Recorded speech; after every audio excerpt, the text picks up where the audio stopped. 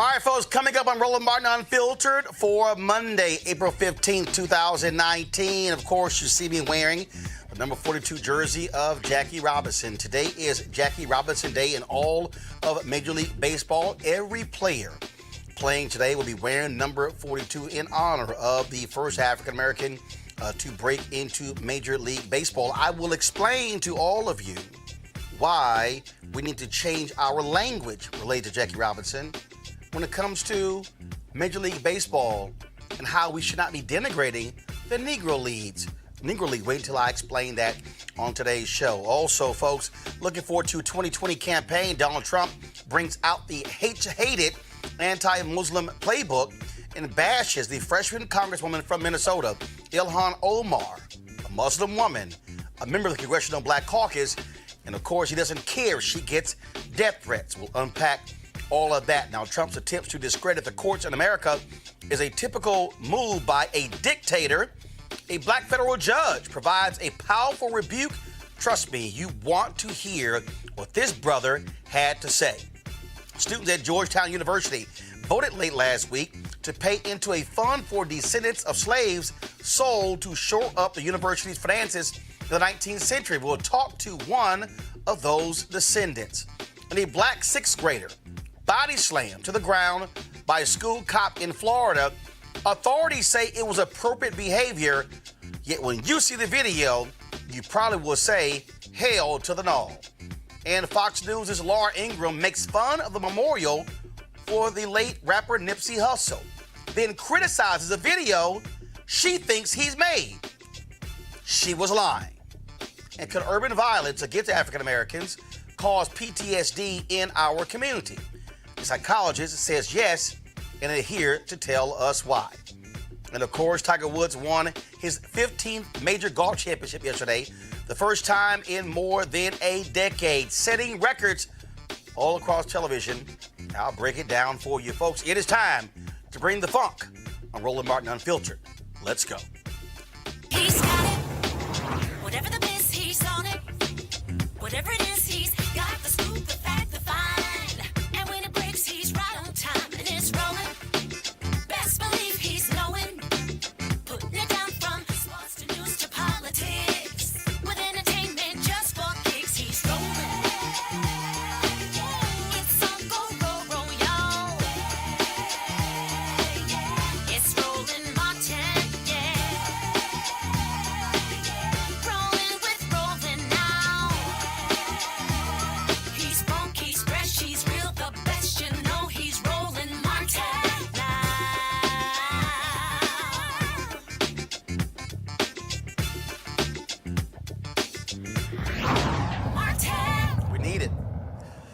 folks, Donald Trump and his allies are attacking a black woman who's also Muslim, Minnesota Congresswoman Ilhan Omar. The attacks are supposedly about her not giving proper weight to the 9/11 attacks, but they really come from the same place as Trump's statements on Mexican rapists, the Muslim ban of five people on both sides. This is real simple. This is all a plan by Donald Trump to get white folks hyped and angry at people of color. They are not happy with demographic changes in America. This is all about white fear. And if Trump's tweets increase death threats to Omar, that's simply collateral damage, and he does not care. Because in 2020, he plans on running the same campaign he ran in 2016. All about fear. What Donald Trump and the GOP are doing, they are simply trying to trash any person of color in order to stoke their largely white base. Constant attacks on Congresswoman Maxine Waters. In fact, she has caused 4 white supremacists to go to jail for death threats against her. Constant attacks against New York Congresswoman Alexandria Ocasio-Cortez. Constant attacks against Ilhan Omar. What he wants the Democratic Party to also trash them. Some Democrats have been doing that, denouncing Omar. Others also denounce Trump. It plays right into his hands where he wants Democrats challenging one another and firing one another. A number of Democratic presidential candidates have come out in support of Omar, and many people say his actions are shameful. Nancy Pelosi, the Speaker of the House, she also said that she is looking at security procedures to ensure that Ilhan Omar, has the proper protection. She has, of course, condemned this as well. And so Donald Trump sent a video out, again, trying to link her to 9/11. I'm going to play it for a reason, because this is not about amplifying what Donald Trump did. What this is about is getting you to understand what is at play here. And what we have is at play is a man who will do, let me be clear, a man who will do anything and say anything in order to win. You need to understand what he is doing. The New York Post, their front page story on Omar. What did they do? They also, of course, tried to somehow suggest that she was trivializing 9/11. Then you have Congressman Dianne Crenshaw, a veteran, who went along attacking her as well, even though she sits on the commission trying to ensure that those who were impacted health-wise by 9/11 get paid. Guess who doesn't sit on that? Dan Crenshaw. And so what you have here is by design, a Republican president, by Donald Trump, backed by his own party. 89% of Republicans support Donald Trump for president. And you hear him attacking her. So this is the video. And I want you to see it because you need to understand what people of conscience are up against in 2020. We are up against a man and a party that will do anything, say anything in order to remain in power. Steve Bannon has already said that if Donald Trump wins another 4 years, he will be unleashed because there will be no repercussions for him not to do whatever he wants to do. This is what Donald Trump sent out 3 days ago on his Twitter feed. CARE was founded after 9/11 because they recognized that some people did something. So you have no idea right now? There's another one. Another plane just hit. Some people did something. Oh my goodness, there is smoke pouring out of the Pentagon. Some people did something. It just flew straight into it.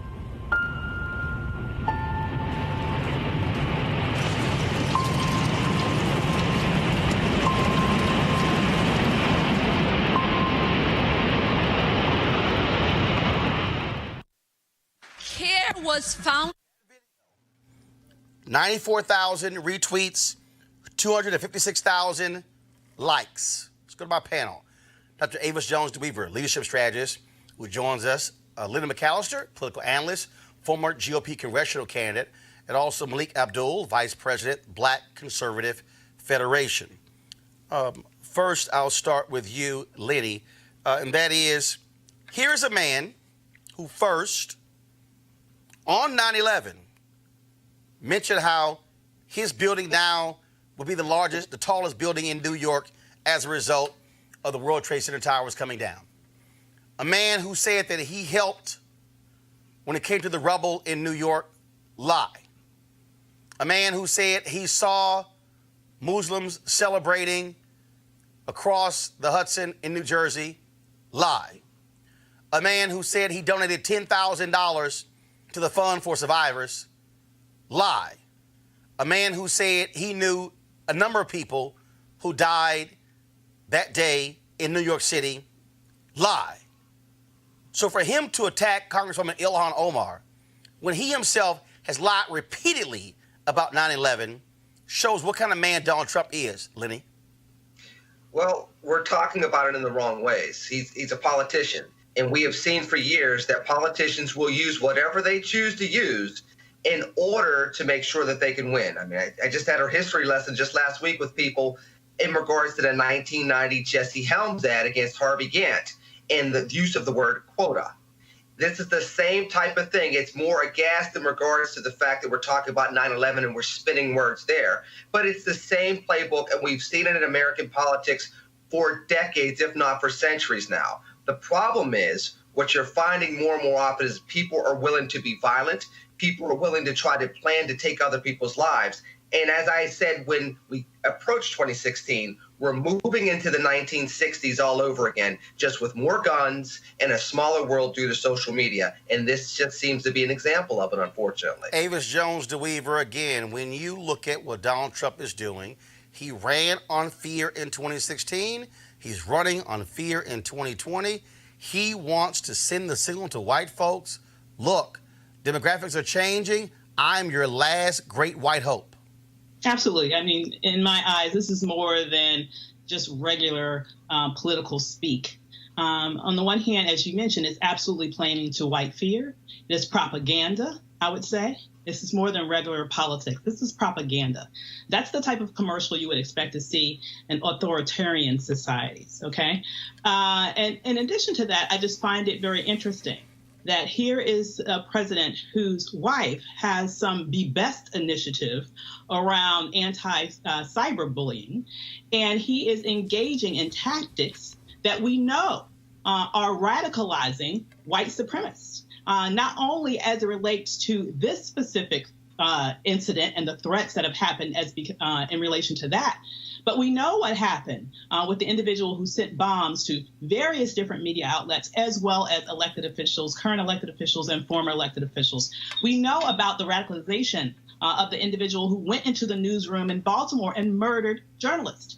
We know about other instances of individuals who have been radicalized by the statements from this person who is occupying 1600 Pennsylvania Avenue. And he knows it too. That's the thing that I think people really need to understand. He's not an idiot, even though he plays one on TV. He understands what he is doing. The point is he does not care about the implications. So he is willing to risk lives and actually see people die in order to stay in power. And that is something we need to face, no matter how ugly it is to admit it. That is the harsh truth. Malik? The idea that a politician should use some sort of tragedy. Okay, Malik, hold on one second. We have some issues with your audio. Now try again. Let's see if we got it figured out. Can you hear me now? Yes, go ahead.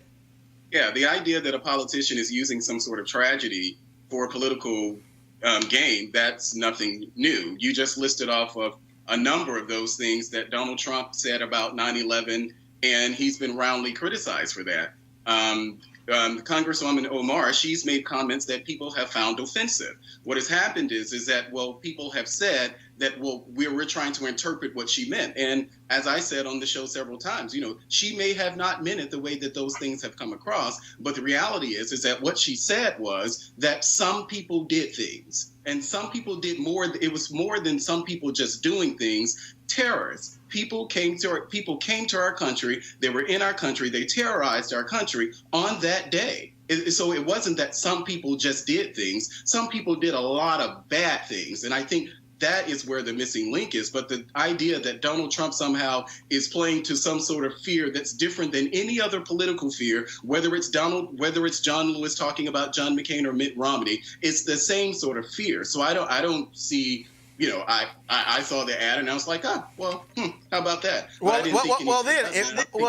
Here's the deal, Malik. Here's the deal, Malik. If we want to be serious about this, and he wants to attack Congresswoman Ilhan Omar, look at the praise Donald Trump has constantly given to Saudi Arabia. And where did most of the terrorists come from? Saudi Arabia.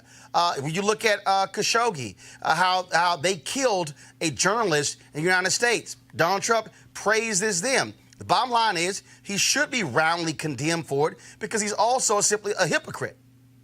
Well, sure, you can say that you're right. He has been roundly condemned, but you can say that he's being a hypocrite. But I don't think that him being a hypocrite is any different than any other politician, whether it's the former attorney general. I'm not discussing another politician. I'm discussing Donald Trump. I'm discussing the man sitting in the Oval Office who has no sense of decency, a man who doesn't care if somebody else receives death threats, a man who simply will lie with impunity. That's who I'm discussing. Yeah, and that happens all the time. We have politicians making those same comments about Donald Trump now, whereas they're not calling for any death threats, and Donald Trump isn't either. But there are politicians now that are calling for, whether it's Maxine Waters, whether it's Cory Booker, those people who are in my view inciting violence in the same way that many believe that Donald Trump. No. How is Senator Cory Booker inciting violence? What's your evidence? He the one that said you had to get up in their faces? He wasn't the one who said that? No. You said he did. What's your facts? Back it up. You said Senator Cory Booker and Congresswoman Maxine Waters inciting violence. Where are the facts? Well, I think we talked about it on your show. So you're saying that they didn't make those comments? No. I'm asking you. Where's the proof? No. You're asking me to confirm something you said. Where's your proof? What did they say? Well, I don't have it right here. I can pull it up on my phone. Pull it. Okay, fine. No. Pull your phone up. I'm gonna go to Lenny. Lenny, your thoughts. Well, the bottom line is Donald Trump, ever since 2015, had no problem telling people, hey, if you just knock this guy out at my rally, I'll pay for your legal fees. In my day, we would carry them out on a stretcher. This is something that's been part of his rhetoric, the bad boy, tough guy rhetoric, since he came down that escalator in 2015. This is nothing new. The difference is that as president of the United States, it puts a certain type of political blessing upon it that does oftentimes have the influence of making people go from rhetoric to action.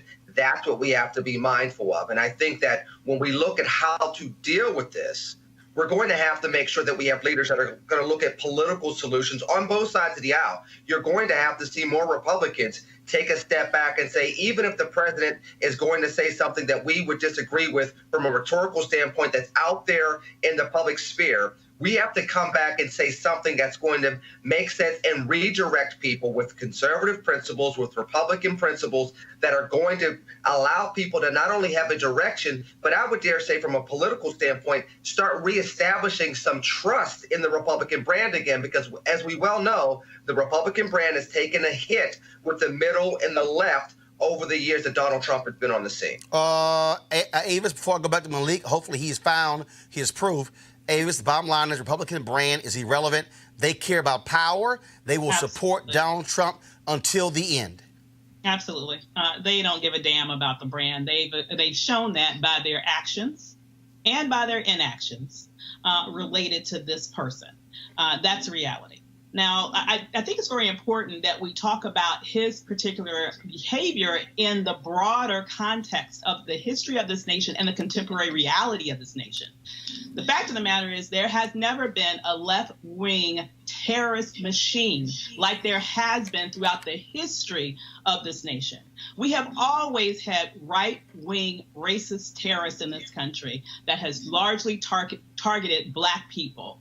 And it has expanded over and other people, but primarily Black people. And we know now that ever since this person started running for office, I mean, this begins even during the campaign, we saw the statistics shows that there has been an increase in membership in right-wing racist, and I would argue terrorist organizations. We also know in the past 2 years since he's been in office, there has been a spike in right-wing terrorist violence in America. So it's interesting to me how people are trying to make this argument that this is just another way that politicians on both sides rally their base. It is not the same. This is like the ultimate false equivalency.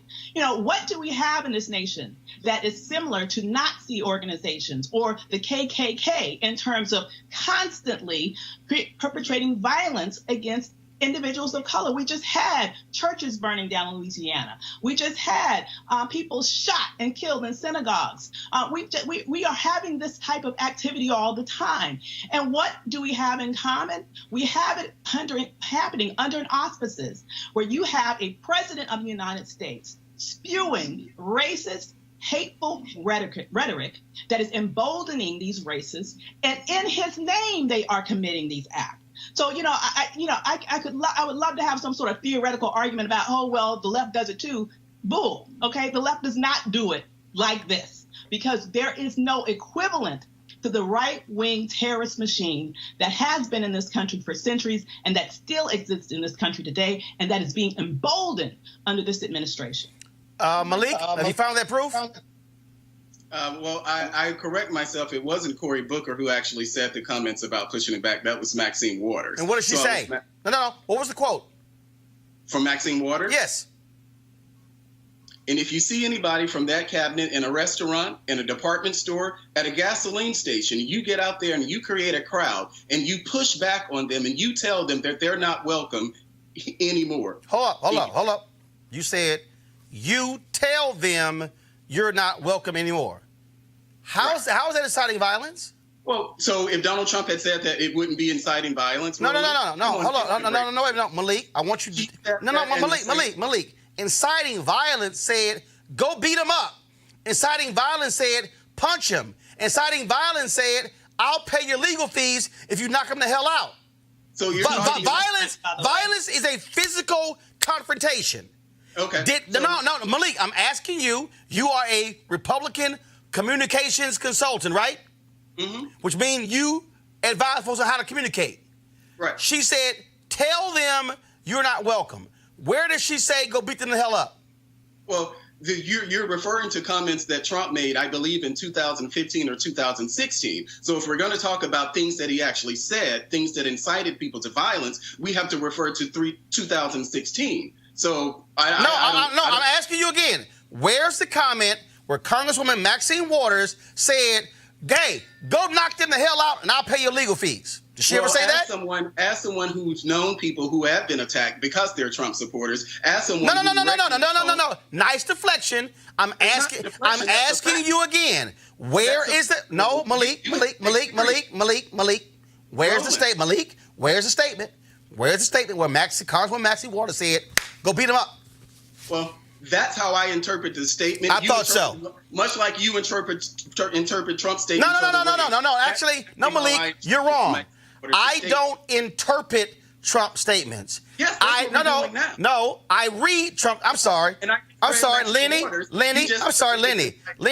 Because that's a convenient argument. Let me go to the other Republican. Lenny, didn't you previously say about 3 minutes ago that Trump said at his own rallies, beat him up, we used to knock him the hell out, I'll pay your legal fees? To the larger point, this is the problem that the Republican brand has, is we have this intellectual dishonesty going on. The bottom line is this presidential candidate moving into winning the election. I'm not intellectually dishonest. You're either that or you completely are ignoring. Hold on, one second. Lenny, go ahead. Then Malik respond. I have an opinion. Malik, let's just be honest. This is Okay, what Mr. Trump if we're did gonna be say. honest, don't call And the show on top of that, you did see people attacked at his rally. Now, Yeah. I understand why you may want to say that didn't happen. I No, get you it. don't You know, when you wear the understand hat, you got to don't walk the understand rhetoric. But if we're going to be honest with You don't ourselves, understand. this You're did assuming happen, you don't and it understand. was I've said. never had a conversation with Hold you on, at all. Malik. Don't talk over. Lenny, finish your point. Malik, I'll go back to you. Lenny, go ahead. The bottom line is Mr. Trump did say these things, and these things did happen at his rallies. In fact, one African-American man that attended a rally got basically elbowed by an older white man, and I do believe it was in North Carolina where this happened, soon after the "I'll pay your legal fees" statement was made. So these things did transpire. There's been a lot of skirting the line and then acting as though these things weren't said afterwards. This is what's unfortunate. Now, we as conservatives, Malik, and I would ask you in essence, that you would at least be honest with this, remember this, and then help walk this back so that we can make a better country. I understand the allure of the hat, but at some point in time, what's underneath the brim of your hat needs to mean more, and what's supposed to be in your breast is supposed to mean more for the country than what you're wearing on your head right now. Malik, your response before I go to my next topic. Well, first of all, Lenny, we've never had a conversation, so you don't need to have on the show telling me about intellectual dishonesty. I've criticized Trump's comments generally as back in Republicans, not 2016. specifically you. I criticized, well, now it's my time to talk. So I criticized Trump for those comments in 2016, 2017, 2018, and I can criticize them now. I can walk in true garments at the very same time. So I don't need you to tell me or make any comments about what you think is under my head. You don't get to make that decision for me. I've criticized Trump. I need you to go back and look at the previous shows that I've been on and rolling where they've actually made those type of comments. So you can have an opinion about what you think about me, but the facts are on my side. You don't know me. You haven't had a conversation with me. I'm listening to you, child of God. I'm listening to you. On the show, you you need to actually go and check the facts and stop making assumptions based on things that you think. You don't know anything about me to make those type of comments. Well, here's what we do know. What we do know is Donald Trump is doing his best to change the federal court system. He is constantly attacking the federal judiciary. And he was taken to task by federal district court judge Carlton Reeves, who was appointed by President Barack Obama 9 years ago to the Southern District of Mississippi. Now, Carlton issued decisions protecting the rights of women and minorities. He was awarded the Thomas Jefferson Foundation Medal in Law. In his speech, he defended the judiciary against Trump and the Republican majority in the U.S. Senate. Here is a portion of his fiery speech. When politicians attack the courts, it's dangerous, political, and guilty of egregious overreach. You can hear the Klan's lawyers assailing officers of the court across the South. When leaders chastise people for merely using the courts, you can hear the Citizen Council hammering up those names of those black petitioners there in Yazoo City. When the powerful accuse the courts of opening up our country to potential terrorists, you can hear the Southern Manifesto's authors smearing the judiciary for simply upholding the rights of black folk. When lawmakers say we should get rid of our judges, you can hear segregationist senators writing bills to strip our courts of their power. And when the executive branch calls our courts and their work stupid, horrible, ridiculous, incompetent, a laughingstock, and a complete and total disgrace, you can hear the slurs and threats of executives like George Wallace echoing into the present. I know what I heard when federal judge was called very biased and unfair because he is of Mexican heritage. When that judge's ethnicity was said to prevent his issuing fair rulings. When that judge was called a hater simply because he is Latino. I heard the words of James Eastland, a race-baiting politician empowered by the falsehood of white supremacy, questioning the judicial temperament of a man solely because of the color of his skin. I heard those words, and I did not know if I was in 1967 or 2017. This false seed is being sown across this country, from Mississippi to Virginia. I know because I'm here.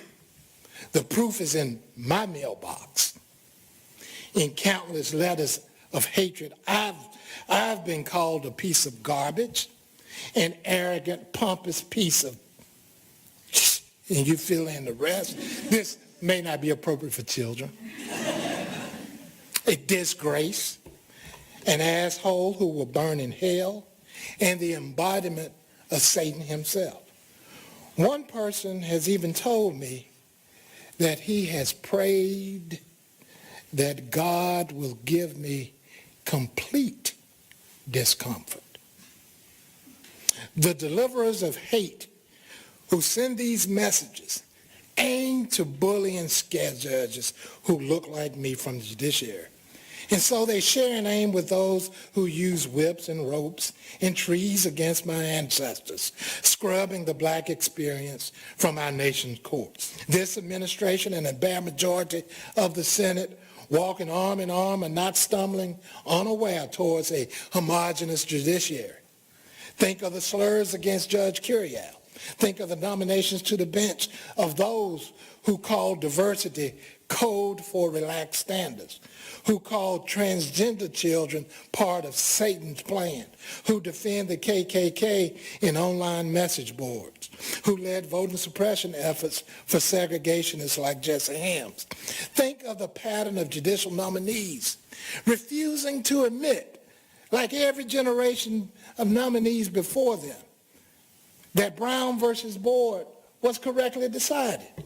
That same Brown which led to Alexander versus Holmes, which breathed justice into my segregated streets there in Yazoo City, as if equality was a mere political position. Friends, students, let it be said that equal protection of the law is not a political position. It is enshrined in our Constitution. Oh, fever in the funk house, Avis. All I can say is amen, amen, and amen. I mean, I think it's very important that we realize the reality of the moment that we are in. And, he very eloquently laid out the struggle that we are facing right now in terms of what has been unleashed on this country. This administration and this specific person has tapped into an ugly, racist underbelly that never left, but at least for a period of time felt some level of social disdain, and therefore was a little bit more undercover in their abilities and maybe hampered their activities. But you become emboldened when you have a president of the United States who calls Nazis and KKK members very fine people, right? You become boldened when individuals who are white commit terrorist acts and they're never, ever even mentioned in a tweet. I mean, it's never even acknowledged by the president. But you have that very same person calling black football players who merely want our law enforcement to not kill unarmed people, to have that person call them sons of bitches. This creates a reality where those hateful forces are unleashed. All right, Lenny. Well, I think one of the things we have to look at, too, as the judge said towards the end of his remarks, is going back to the Constitution and having that level playing field where adjudication from the bench is not politicized. Every single president tries to put their stamp on the courts, and that's what you're seeing with this president. Now, if you have more extreme views, you're going to see more extreme nominees. If you have control of the Senate, they're going to be nominated, and then they're going to be confirmed. What we have to start finding is more judges that go back to what the judge said. The premise of what we should be doing is equality for all in accordance to our Constitution, which means that when it comes to voter suppression opportunities, they should not be taken upon. Why? Because our Constitution says if you're a citizen and you meet the age requirements and the residency requirements, that you have the right to vote. There is no such thing as playing fuzzy with that.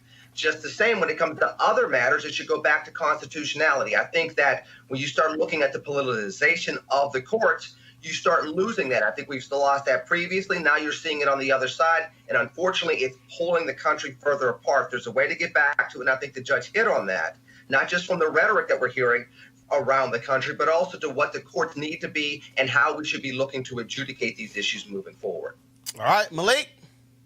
Yeah, the judge's comments, not very much about it surprised me. I've lived through the time where whether it's comments that were made about Scalia, comments that are even now made about. But that's a homeboy from your state, Mississippi.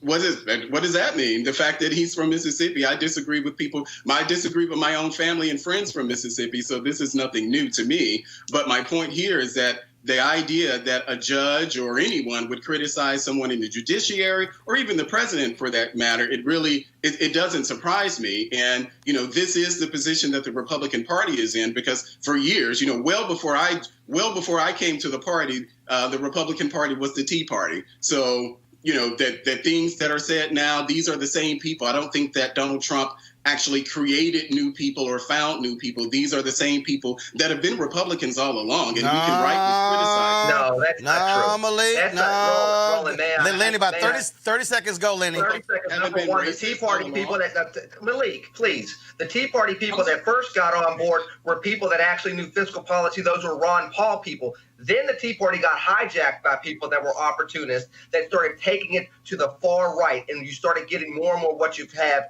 starting in 2012 and now going into 2016. Two completely different groups. Wait a minute. You said you weren't here very long. You barely remember the Republican Party, let alone the Tea Party, but you're going to tell me about history when I was there doing the rallies. Please just listen for a second. So you're saying rallies with guns? And you weren't there for Obama rallies with guns? You weren't there. Who were they? Pardon me? Who were the people who showed up at at Obama rallies with guns, expressing their Second Amendment rights? Who were they? Those people were not Tea Party people. Those people were reactionary people that were upset on the night of the election in 2008. Now, I know you probably were still in high school when that happened, but I was around Angela Media at the time. That was right at the election. It was in Raleigh, North Carolina, at the campus of North Carolina. Hold on, both of you can't talk. Lenny, go ahead. These were other places where this happened in 2008, where they went around saying, well, I know he got elected, but we have to let him know who's boss. That's what the rhetoric was in November 2008, December 2008, going into the inauguration in January 2009. Hold on, Malik, just real quick. When did you join the Republican Party? In 2016. Lenny, how long have you been a Republican?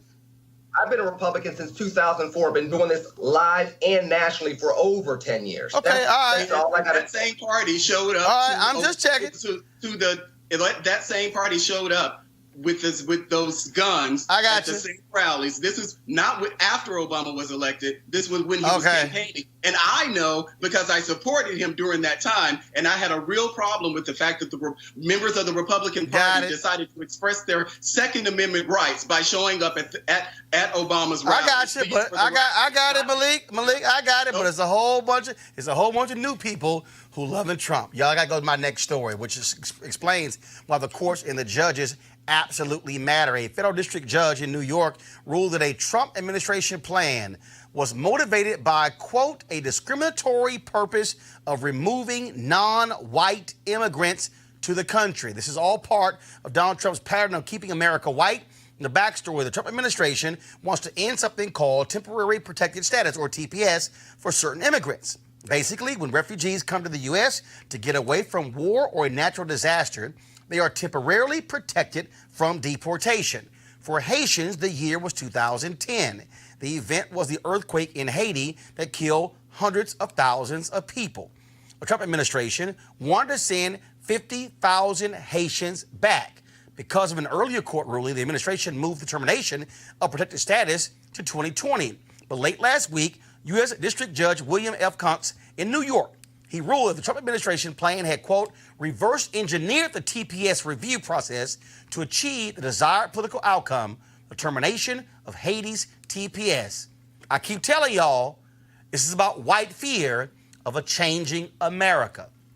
Speaking of Trump and the issue of racism, the Trump administration refused to appoint someone to the UN Committee on the Elimination of Racial Discrimination. Now, there was an American on the panel, Gay McDougal. She was expected to be renominated.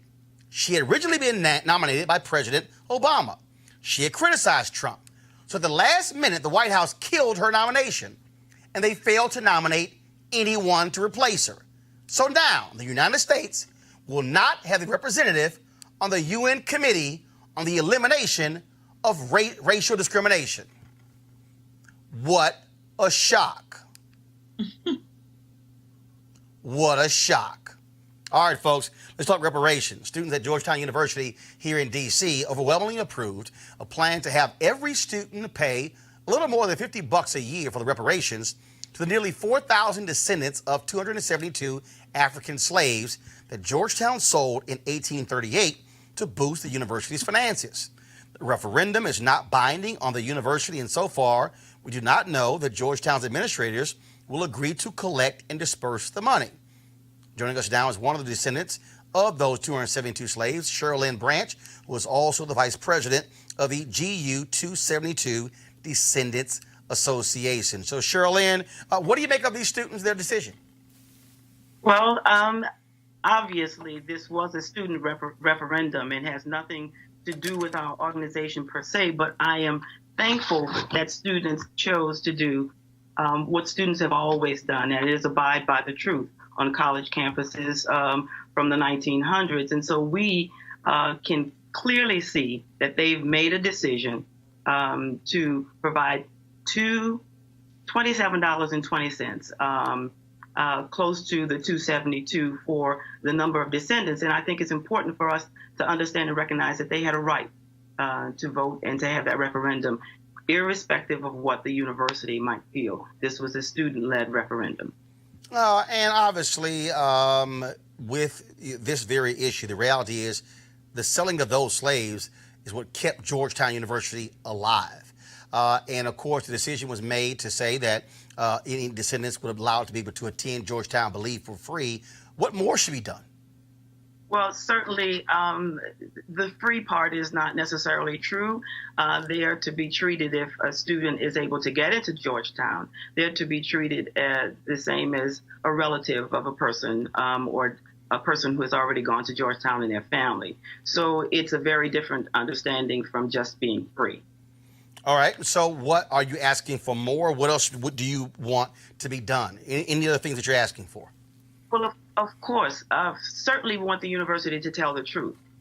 We want the university to atone for what it did to our ancestors. And it's not just Georgetown, obviously. There are many other universities who have had the same kind of slave past in order to build the university or to keep the university open. And in Georgetown's case, that money, $115,000 at the time, is what kept the university open. So we believe that because slaves built Georgetown University, it owes its past, its present, and its future to the lives of slaves who helped build the university and help keep it afloat. All right, Sherilyn, we certainly appreciate you, what you're doing, joining us at the show, and then we hope you can get all you want.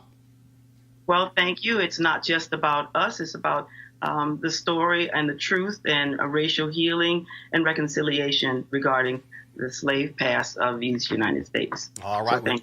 So we appreciate it. Thank you so very much.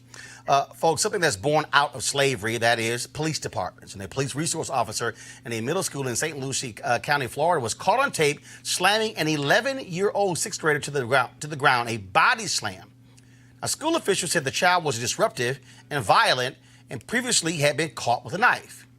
Now, if you give the officer the benefit of the doubt and take all the victim shaming at face value, the question is, was this justified?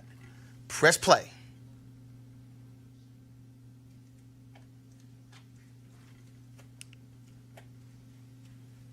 Now, folks, do you see that video?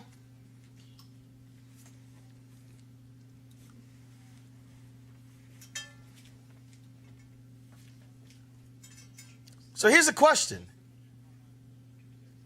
Was it necessary to literally grab him from behind and body slam, lift him up in the air, and perform essentially a wrestling move?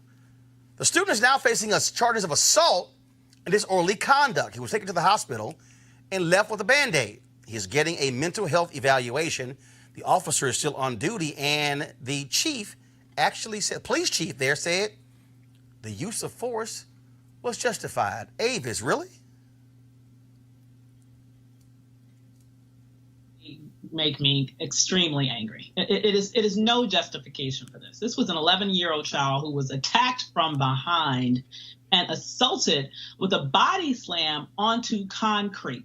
And if you ask me, the person that needs a mental health examination is the law enforcement officer and the chief of police, who both apparently think that this type of behavior is okay.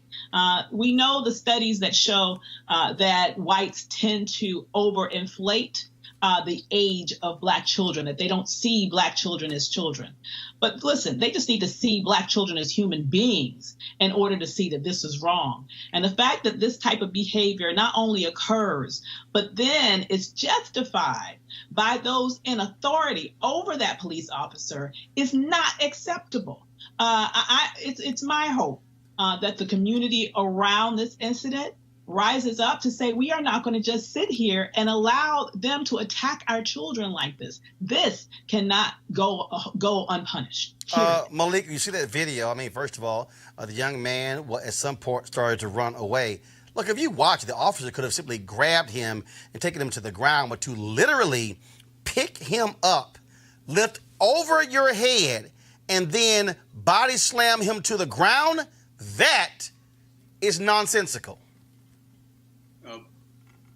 Whether it's this event or any other events like it, yes, we don't know what happened beforehand here, but it's totally unacceptable. I see no rationale for why someone as big as that police officer would need to, whether the child is white, Black, Asian, Hispanic, or whatever. I see no rationale for why a police officer would have to respond to anyone like that. You mentioned white, Black, or whatever, but Lenny, the reality is we don't see videos like this of white kids getting picked up and body slammed. But we sure as hell will see it with Black kids. Well, I mean, it takes you back to the classroom with the African-American young lady that had the security guard South Carolina. Exactly. Go after her in the classroom. And it goes back to Avis's point. They overinflate our age, number one. Number two, you always have the rhetoric of it was justified. You know, what people forget is there's one individual in the scenario that doesn't have a fully formed brain yet and won't until the age of 25. And the other person is a paid professional with specialized training to deal with a situation in a classroom, to deal with people that are going to act inappropriately with brains that are not going to be fully deformed until they're 25 years old. And when you see these type of videos and you say, well, you know, the use of force, which is a very sketchy term, the use of force, Roland, could have been tackling the kid to the ground. Yeah. The use of force could have been grabbing the kid and restraining his arms to make sure he can't grab a weapon. So, yes, the use of force may have been justified, but that on video was not justified. And that's where people need to call folks out on this and say, look, we always say the use of force is justified, thinking that we have to go from 0 to 100, and then thus the use of force against us, often in a deadly fashion, ends up being justified, ends up not being prosecuted, and ends up continuing going on in America. That's where we have to start pulling everything out and saying enough is enough is enough. All right, folks, let's talk about this Fox News. Laura Ingraham was joking about the death of Nipsey Hussle. Yeah, it actually happened. She ran and criticized a video of a Nipsey Hussle rap. She did, of course, criticize Minister Louis Farrakhan for confusing Nipsey Hussle with comedian Nipsey Russell. Well, guess what, y'all? People in glass houses should not be throwing rocks. Press play. All right, yesterday in L.A., thousands lined the streets to say goodbye to rapper Nipsey Hussle. Now, this dear artist recently released a song called FDT. F Donald Trump. Donald Trump. Yeah, Donald Trump. Yeah, Donald Trump. Yeah, Donald Trump. Yeah, Donald Trump. Okay, now that's a very creative refrain. Very catchy. Very catchy. Irving Berlin, look out. Is it? It all began and ended with Irving Berlin for you, didn't it? Yeah. So the refrain, the chorus, it goes on and on. Is that related to the lowest unemployment ever, basically, for African Americans? But at Hussle's funeral, Laura, the less than holy religious figure, Louis Farrakhan, rose to offer a reflection. Now, nice. It's always a good idea, before you give a eulogy, to know the name of the deceased. That helps, which in this case was Nipsey Hussle. The spiritual life of Nipsey Russell. I thank Nipsey Russell. I said it right. Russell. Now, for those who might not remember, this is 70s comedian Nipsey Russell. I loved him. The young people are very different today, and there's one sure way to know. Yeah, we got to wrap. Kids used to ask where they came from. Now they'll tell you where you can go. Oh, my God. Oh, my God. Was that a match game? It was match My game. grandmother loved that. Brett Match Summers, game. come on down. Wasn't he on Hollywood Squares and on The Love Boat? I have to say, after that, I love Nipsey Russell. Nipsey Hussle, may he rest in peace. God bless. Hey, Laura and the no-name white dude next to you. The problem with y'all, that video was not Nipsey Hussle. It was Compton rapper YG. Now, Nipsey Hussle was featured on it, but he wasn't even shown in the clip. Hey, Laura, next time, can you learn to Google? And also, there's a thing called song lyrics. It'll show you actually the name of the artist. So you might want to check that out. So again, to say that the video was Nipsey, well, you're actually wrong, but there's no shock there. There were thousands of people who turned out for Nipsey Hussle's funeral. Took place on Thursday at the Staples Center in Los Angeles. People are still reeling from his death. Rapper Myson held an event on Sunday dealing with the whole issue of black men losing their lives to violence. So the question then becomes, how do we deal with this? The death of Nipsey Hussle happens all across this nation where African Americans are shot and killed. You have kids who are going to school every single day who are dealing with the reality of violence in our community. Significant exposure to a level of violence that we frankly have not seen before. Does that mean that we are experiencing trauma, PTSD? And how do we deal with that? And how do we move forward? Well, clinical psychologist Dr. Nicole Alford joins us right now. Doc, how you doing? Well, how are you? Doing great. So many people, of course, have been just outpouring. Folks going by his store. They've been offering, of course, placing flowers and candles and things along those lines. And you see other artists and others, grown men who are crying as well. So how do we confront this and deal with it when we have people who, frankly, see this literally every day of their lives? Yeah, so I think we do what we're doing at this point in time, which is to grieve collectively. I think that's the first step that we have to do. I think secondly, we have dialogues like we're having now. We open up the dialogue. And I think, frankly, we have to start understanding and being able to admit when we're not okay. And so when we have people like Chance the Rapper, and we have people like Taraji Henson, and we have people like Jennifer Lewis who come out with their stories of grief and trauma and depression and suicidality, that allows us to open up the conversation and to have a dialogue. But what about when you don't have a funeral at Staples Center? What about that nameless, faceless young brother or sister who is shot and killed, who is a student, and then you have kids who we expect to somehow go to school the next day and still learn and act as if essentially nothing ever happened. Yeah. I mean, look, others can take time off to grieve. If you're a student, you can't do that. And then in some places, they're dealing with multiple shootings, multiple deaths in a school year. So I think one of the, if there is any positive that can come from this again, it's the opening of the dialogue. I think the one thing that the 2016 election taught all of us is that our vote is our voice, and our voice matters, and it counts. And so I think we mobilize as a community. I think that there not only is strength in numbers, but I think certainly when you are dealing with emotional issues and psychological trauma, grief, depression, one of the ways to help come out of that is to get out of yourself and to mobilize and to take some type of action, a positive action. And so we begin to mobilize as a community. We have these dialogues, right? And we begin to plan. I think that's how we start. Also, when we talk about this level of trauma, we also have to confront, I fundamentally believe, with what does happen to black men. The stories that we hear that the brother who allegedly shot and killed him, caught on videotape, felt that Nipsey was disrespecting him. And I was talking to a rapper last week, and he said, look, there's 3 things you don't say to a brother in the hood. You don't call him gay, you don't say he's a snitch, and you also don't question his manhood. He said that will set a guy off who can go from peace to wanting to kill you. Right. That speaks to, again, this something totally different that we have to confront, because killing somebody should not be the end result of a disagreement. So, absolutely, you're right. So here's the thing.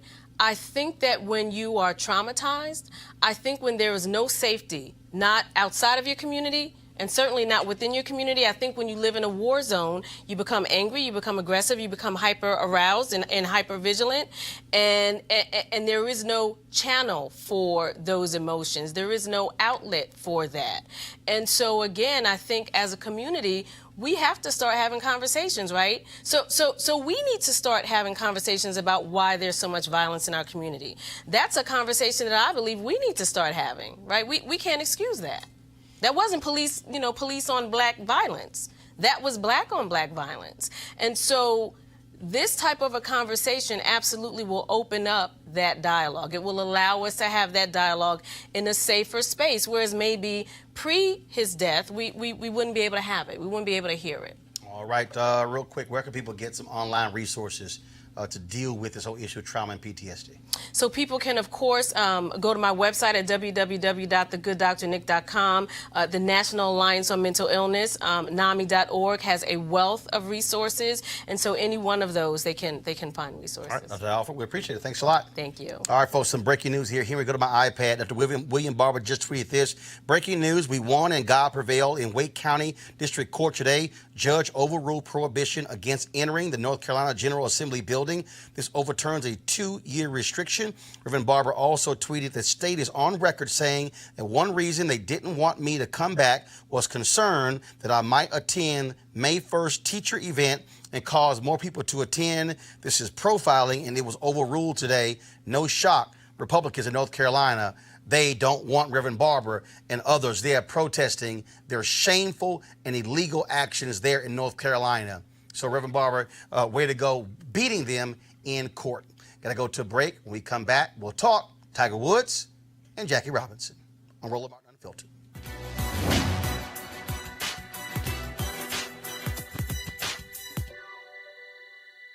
A life is not more important than others, except in the impact it has on other lives. American professional baseball player Jackie Robinson.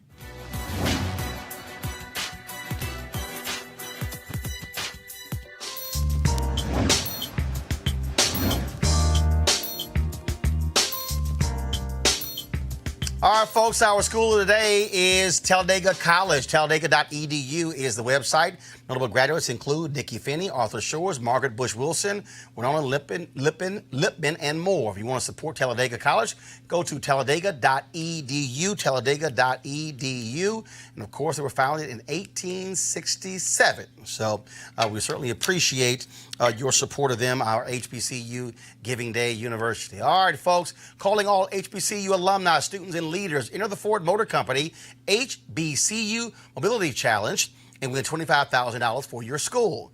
Building on their long-term support of HBCUs, Ford is looking to improve mobility in HBCU communities through innovative solutions. The winning program will receive a grant of up to $25,000 to implement the proposal. The deadline to apply has been extended to April 15th. That is today. So go to fgb.life for more information to apply. I'll say go to this website today.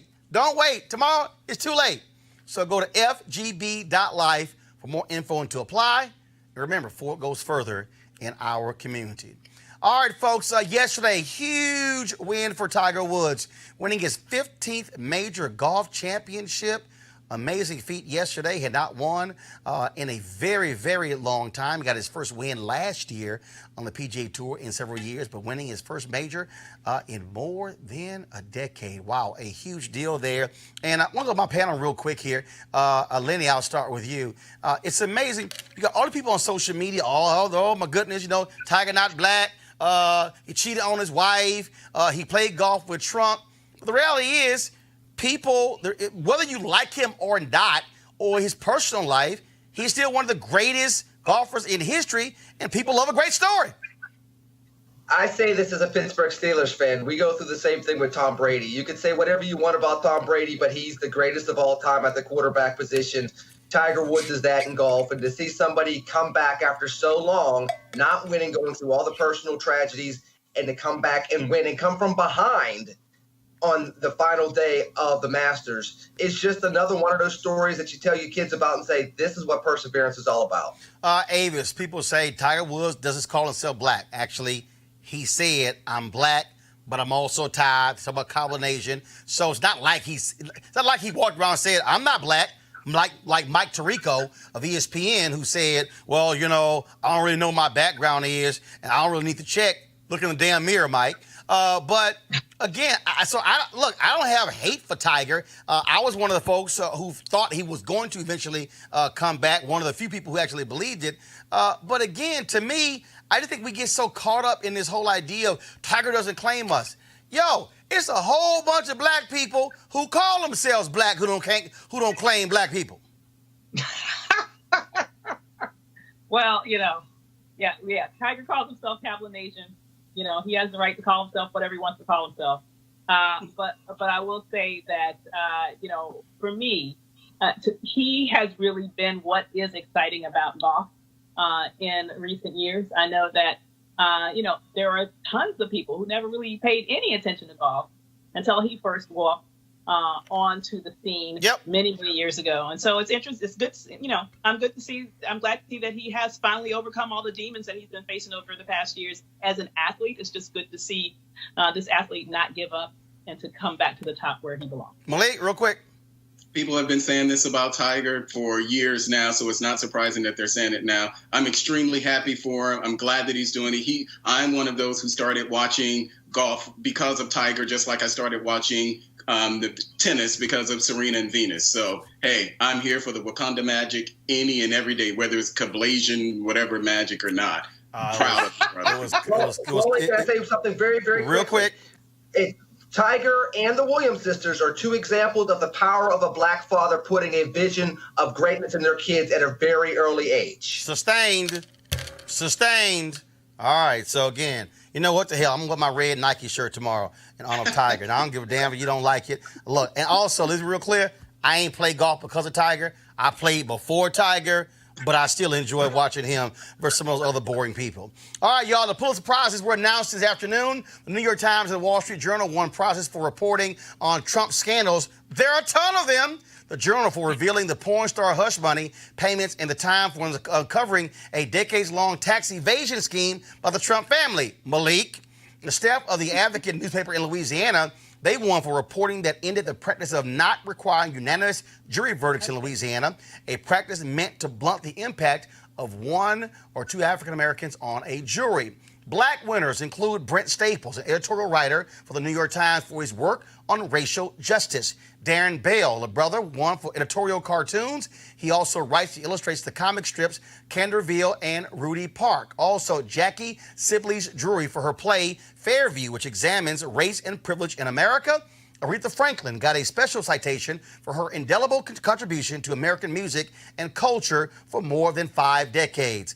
2 books about African Americans also won, a biography of Frederick Douglass and also The New Negro, The Life of Alan Locke, who was hailed as the architect of the Harlem Renaissance. So look at that. Black folks winning golf tournaments, tennis tournaments, and winning a hell of a lot more Pulitzer Prizes. All right, folks, today is April 15th. A lot of y'all know that's tax day, but it's also Jackie Robinson Day in Major League Baseball. All players across Major League Baseball today will wear the number 42. It is retired all across baseball. Only 2 people have had their numbers retired by an entire league. Number 99, Wayne Gretzky in the National Hockey League, and Jackie Robinson, number 42 in Major League Baseball. Now, here's what happens. Okay, first of all, you see me wearing the jersey. Oh, by the way, if you have a look, this is the back of my jersey. Y'all see number 42, no name. If you got a Jackie Robinson jersey with his name on it, wrong damn jersey. He never had his name on his jersey. Spike Lee said, get the real damn replica and don't get one with your name on it. And so you might be wondering why why I'm not wearing my Houston Astros 42. I appreciate the Astros sending me a number 42 jersey, but they put Martin on the back. I ain't wearing that. It's in the house, but I ain't wearing it. So I'm wearing the Jackie Robinson jersey. So here's the deal. Every year, when we talk about Jackie Robinson on this day or any time else, folks always say, Jackie Robinson, first black Major League Baseball. Jackie, show what we can do. No. When we do that, we are denigrating the black ball players who were Major League ball players in the Negro Leagues. Now, Jackie Robinson was the first black player in the modern era. It's not as if black folks didn't have talent. Oh, we always had the talent to play in Major League Baseball, but it was the color of our skin that kept us out of Major League Baseball. What Major League Baseball meant wasn't that it was the professional of all professional leagues. What it meant was they had better stadiums, better travel, better pay, better field conditions, better lighting, better uniforms, because white folks control all the resources. Black folks were limited. Black folks were denied economic opportunities, denied the ability to actually use our talents. And so we as African Americans should always correct someone when they called it Major League Baseball. That was the name MLB. But whenever the Major League white baseball players played the Negro League players whooped their ass. Why? Because there was better talent on the Negro side than Major League white baseball. The reason that's important is because in our history, if we really want to be honest with ourselves, the job that white supremacy has done on black folks has been detrimental to our health. You just heard a doctor talk about trauma and PTSD. We have allowed white America to somehow say that when we cross over, it's better. It's the promised land. That's the real thing. If you worked for a black newspaper, that wasn't real. But if all of a sudden you went to the New York Times, now you made the big time. If you worked at a black cable network, oh, that's not real. Folks told me I didn't have a real show. But if you got a show on CNN or MSNBC, oh my goodness, you had a real TV show. Folks, that deals with us because that then causes us to somehow believe we need white validation in order for us to say we did something well. The reality is Jackie Robinson should have long been in Major League white baseball. So should have Satchel Paige. So should have Josh Gibson and Willie Mays and Hank Aaron and so many others who had to go through the Negro Leagues because racist whites would not give them an opportunity to play the game they love. And so on this day, let it be the last time many of you ever call it Major League Baseball as if it was better than the Negro Leagues. It was not better than the Negro Leagues. I'll give you the last thing. In Texas, when you had integration, before integration, you had the UIL, University Interscholastic League. They govern all of sports. White schools in Texas. Black schools had what is called the PVIL, the Prairie View Interscholastic League. Here's what happened. When integration came along and they merged, they said, well, we're unsure of the record keeping of the PVIL. So the official records for Texas sports will be the UIL because we had more pristine records. So all of the athletic feats of these African Americans were washed away largely because of racism. And so my high school, Jack Yates, isn't given proper credit for the PVIL state championships they won. They only often talk about the UIL championships. Again, white validation. We can go down the line where we see this all across the country. And so if you have a son or daughter, if you have a niece or nephew, do never let them somehow believe that Jackie Robinson was not a major league ball player prior to Branch Rickey signing him with the New York Brooklyn Dodgers. It was Brooklyn Dodgers before they actually moved out to Los Angeles. Always let them know that Jackie Robinson and every Negro League player were indeed major league ball players, but they couldn't play in Major League white baseball because of the color of their skin. I want to thank Avis, Lenny, and Malik for being on our panel today. I want to thank all of you for watching as well. Be sure to support Roland Martin Unfiltered by going to our Bring the Funk fan club. Every dollar that you give goes to support what we do. I also want you all to do this here. When I open this up, Henry, pull this up. So first of all, go to RolandMartinUnfiltered.com, RolandMartinUnfiltered.com to show your support. Also, real quick here, we have been nominated for our work with the folks at Be Woke Vote for Best Social Content Series and Campaigns. Also, Best Host. Here we go to the iPad. If y'all go to the Webby Awards, go to their website, you can vote. We got until April 18th. We're currently in first place. We need y'all to keep voting so we can win Best Social Content Series and Campaigns. We'll go to Roland Martin Unfiltered. We have the website on the website where to vote, as well as where to vote for me for Best Host as well. All right, folks, it's good to be back. Oh, I got some good stuff tomorrow because y'all know I got to give more hell, especially to some MAGA hat-wearing people, Malik. So again, I'll holler at y'all later. And again, shout out to Jackie Robinson and his wife, Rachel Robinson, who's still alive. And I talked to them. The Jackie Robinson Museum will be opening by December in New York. I can't wait to be there. I got to go. Jackie, thanks for all that you did. And other black ball players, holla!